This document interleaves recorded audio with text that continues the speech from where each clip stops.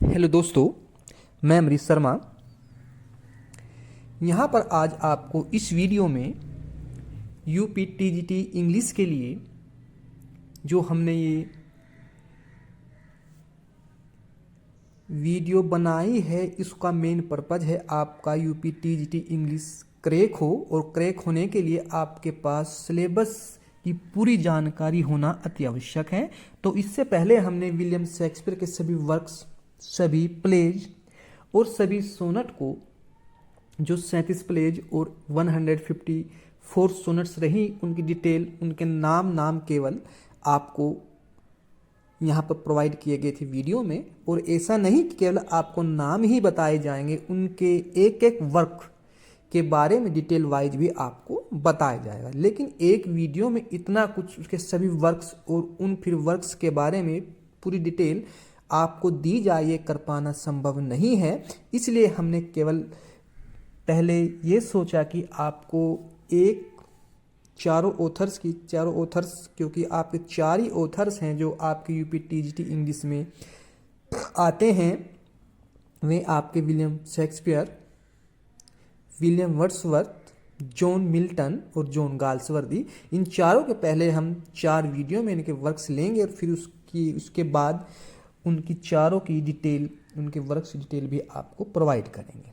और हम ऐसी वीडियो भी आपको दे रहे हैं, केवल उसका एक पार्ट ही अब तक दिया है, कि उन चारों ऑथर्स के मल्टीपल चॉइस क्वेश्चन एक ही वीडियो में दिए थे, ताकि आपकी तैयारी मल्टीपल हो सके। ये नहीं कि आप एक ऑथर पढ़ रहे हैं डिटेल वाइज, इतने आप उसको पढ़ेंगे, लर्न करेंगे, फिर दूसरा पढ़ेंगे, इतने बाद आप पहला भूल जाएंगे। तो इस समस्या को देखते हुए हमने एक ऐसा सेशन भी शुरू कर रखा है, जिसमें केवल अब तक एक ही वीडियो दी जा चुकी है, कि चारों ऑथर के बहुविकल्पीय क्वेश्चंस, मल्टीपल चॉइस क्वेश्चंस आपको एक ही वीडियो में दिए जाते हैं।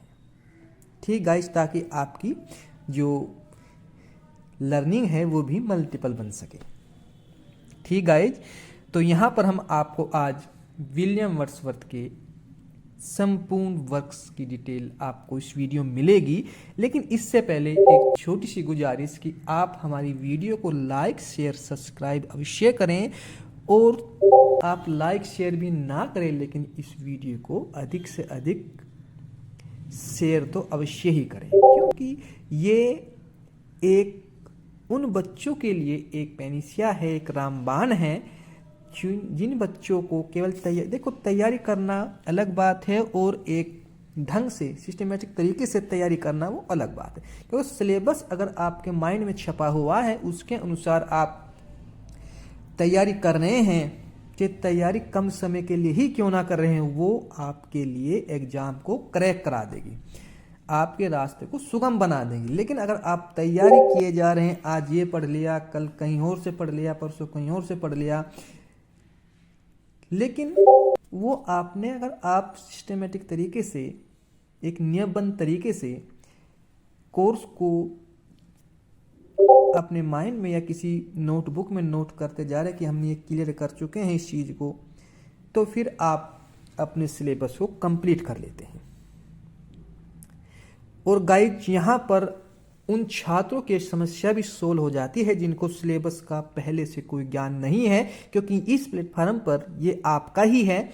इस पर सिस्टमेटिक तरीके से, एक नियमबद्ध तरीके से आपको तैयारी मिल रही है, और जो आपको अच्छी भी लग रही है, इसका आप जो अपने सुझाव इसमें दे रहे हैं वो सर्वमान्य है, क्योंकि ये चैनल्स आपका ही है, ये प्लेटफॉर्म आपका ही है। अगर आपके सुझाव हमारी योग्यता को निखारने में कुछ एक मील का पत्थर साबित होते हैं, तो हमें कोई भी इसमें नहीं लगता कि हम आपके सुझाव को अनदेखी करें। इसलिए आपके सुझाव सर्वमान्य होंगे, और हमारी टीम आपके सुझाव को मानेगी और उस पर कार्य करेगी।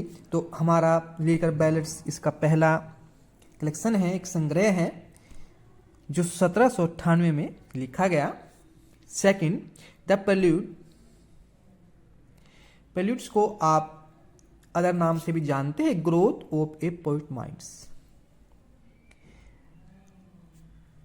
Growth of A poets mind, जो 1850 में इसको पब्लिश किया गया। नेक्स्ट द एक्सर्जन, जो 1814 में इसको लिखा गया और बहुत प्यारा संग्रह रहा, जिसमें 9 बुक्स शामिल की गई। नेक्स्ट टू मिल्टन, जिसको हम लंदन 1802 के नाम से भी जानते हैं।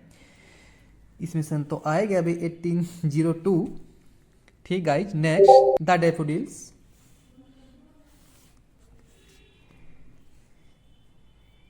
इसका अदर टाइटल है I wandered lonely as a cloud. इसका अदर टाइटल क्या है डैफोडिल्स का? A wanders lonely as a cloud. Next हमारा लूसी ग्रे, जो एक बहुत प्यारा सा संग्रह है, जो पब्लिश किया गया 1800 में, 18 सेंचुरी में, ठीक guys. Next the rainbow.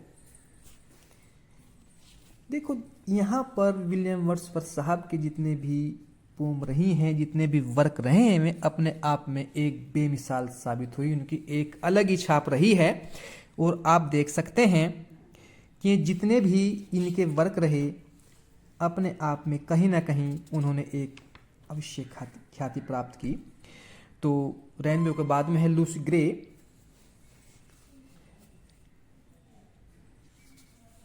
Lucy grey के बाद रेनबो के बाद है आपका अपॉन वेस्टमिंस्टर्स एबे। इसके बाद माइकल, और इसको आप साथ साथ एक प्यारा सा नोट्स बनाते चलें ताकि आपको फिर कोई भी प्रॉब्लम ना हो। अगर आपके पास समय का अभाव है तो आप इसका स्क्रीनशॉट भी ले सकते हैं। बॉर्डर्स ए ट्रेजिडी ड्रामा, ये एक आपका दुखांत ड्रामा है, ट्रेजिडी ड्रामा रहा है। नेक्स्ट टिंटन एबे, जो टिंटन एबे एक बहुत बेमिसाल संग्रह रहा है। इसके बाद इन्हें एक और लिखा, intimations of immortality from recollections of early childhood. ये बहुत प्यारा संग्रह इनका रहा। एक और रहा, यहां पर आप इसका नोट्स तो बनाते ही चलेंगे, लेकिन जब उस वर्क्स को हम कोशिश करेंगे आपको उस वर्क की डिटेल भी आपको वीडियो में ही प्रोवाइड, इसके बाद की वीडियो में प्रोवाइड किया जाए जब आप चारों ऑथर्स के वर्क्स कंप्लीट कराने के बाद। लेकिन अगर ऐसा भी कर पाना संभव हमसे नहीं होता या आप पढ़ना अभी चाह रहे हैं उस चीज़ को, तो आप इनकी डिटेल वाइज एक एक वर्क की डिटेल निकाल सकते हैं। लॉर्ड मिया ए नरेटिव पोयम, ये एक नरेटिव पोयम रही है। इसके बाद Peter bell,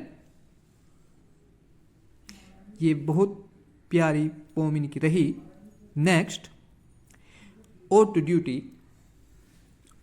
duty. Next the idiot boy. इनके जितने भी वर्क रहे हम कह सकते हैं वो वर्क कहीं ना कहीं इनके सामान्य जीवन से, किसी के या अपने खुद के सामान्य जीवन से जुड़े रहे, अटैच रहे हैं। इन्होंने ऐसा नहीं कि बिल्कुल ही वीडियो में उस पोम में कल्पना भर दी हो, वो कहीं ना कहीं किसी सजीव व्यक्ति के जीवन से प्रेरित रही है। देखो द सोलिटरी रीपर, जो एक इनका बहुत अच्छा संग्रह रहा, जिस पोम में 32 lines divide into 8 line stanza रहा है, जो पब्लिश किया गया 1807 में, 1807 में इसे पब्लिश किया गया सोलिटरी रीपर को। इसके बाद द फाउंटेन, बहुत अच्छा नेचर्स के बारे में, नेचर्स पोइट भी रहे हैं, आपको पता ही है। इसके बाद टू ए साइलार्क, अद्भुत संग्रह इनका रहा। Next an evening walk, next descriptive sketches. तो इन्होंने अपने संग्रह में, जो उनका संग्रह रहा, जो पोम रही, वे कहीं ना कहीं ओतप्रोत थी आपके नेचर से, प्रकृति से, क्योंकि प्रकृति से इनका एक अलग ही विशेष ही लगाव था और वो लगाव कहीं ना कहीं इनकी पोम में, इनके वर्क्स में झलकता है कि ये अपने आप को प्रकृति का एक पुजारी समझते भी थे और हम इनको मानते भी हैं, क्योंकि जिस चीज़ का, जिस व्यक्ति का झुकाव किसी और अधिक होता है तो वो उसका कहीं ना कहीं एक प्रेमी होता है, एक पुजारी होता है, जो इनकी सभी पोम में झलकता है। आप अगर इनको नोट्स भी नहीं कर सकते तो आप इनका स्क्रीनशॉट लेते चलें। नेक्स्ट वर्क है द रन कॉटेज। ये इनका एक बहुत अच्छा, बहुत प्यारा वर्क रहा। ठीक गाइज, इसके बाद the sailor's mother. The sailor's mother. Next we are seven. We are seven. Next the world is too much with us. The world is too much with us. Next to the cuckoo. To the cuckoo. Next Simon Lee. Simon Lee. Next early spring. Early spring.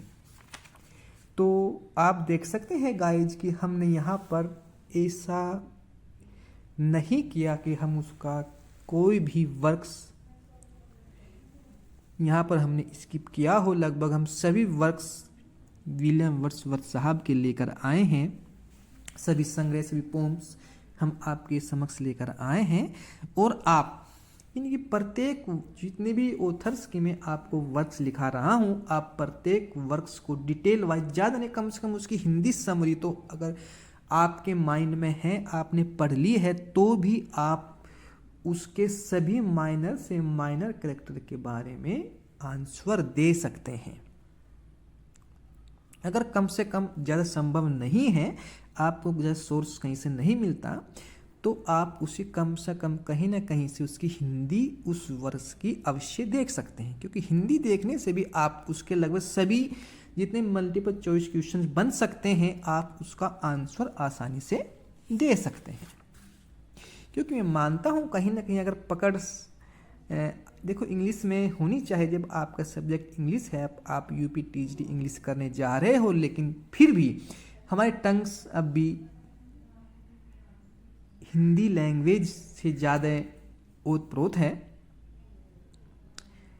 इसके बाद पीले castle, बहुत सुंदर। Next Daily's stanzas suggested by a picture on पीले castle.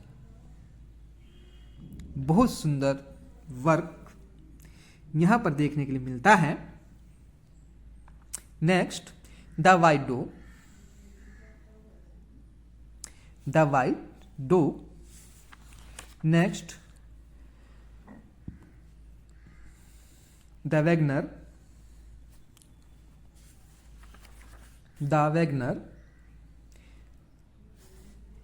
यहाँ पर detail wise आपको एक अलग से छोटा सा नोट्स बनाना है और उसमें कम से कम उसकी हिंदी नोट कर लें, ताकि आपको जब आप एग्ज़ाम देने जाएं उससे कुछ घंटे पहले, कुछ मिनट पहले अवश्य उसको, उसकी समरी को दिमाग में डाल लें, क्योंकि वर्क्स इतने हैं कि आप उसमें होच पोच ना हो जाए, भ्रमित ना हो। तो इसलिए आपके पास अलग से एक नोट्स होना चाहिए, क्योंकि जब वीडियो आप उस समय देखें किसी की भी, तो वीडियो बहुत लेंदी होती है, लंबी होती है, उसमें जो आंसर बहुत देर में मिलता है, पहले थोड़ा डिटेल वाइज व्याख्या करते हैं, लेकिन आपको तो उस समय टाइम कम है, केवल आंसर ही चाहिए, तो इसलिए आपके पास नोट्स होना अति आवश्यक है।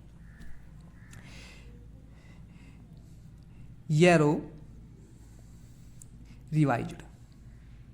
Next, नेक्स्ट वर्क है Goody Black. Next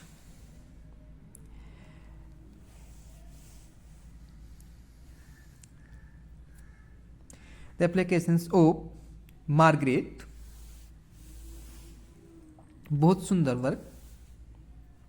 next resolutions and independence, resolutions and independence. Next poor Susan.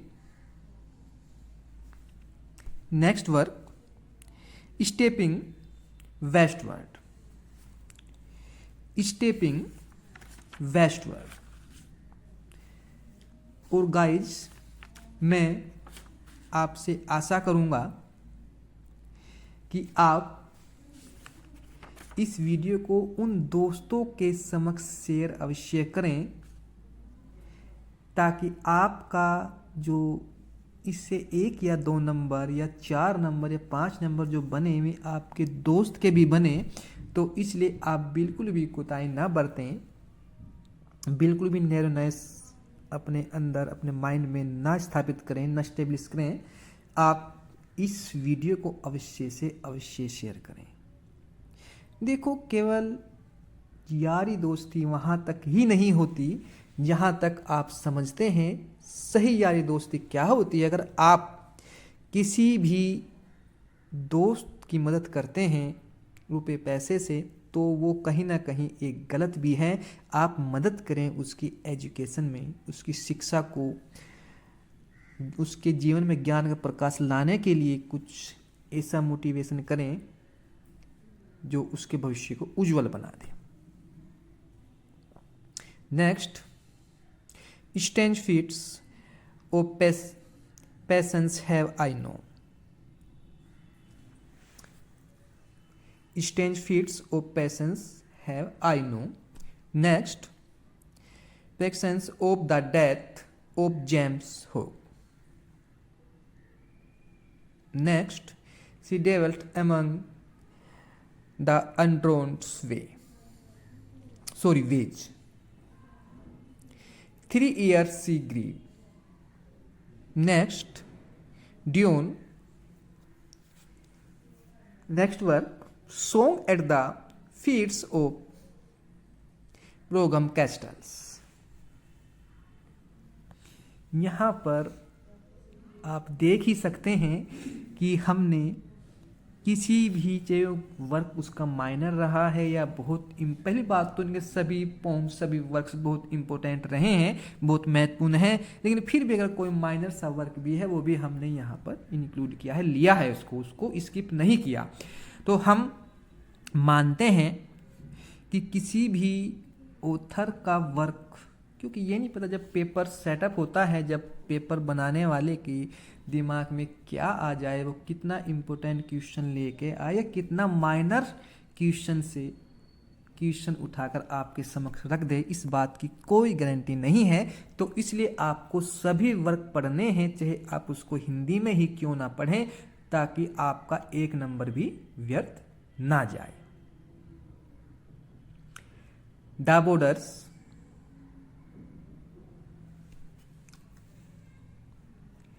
जो डाबोडर्स को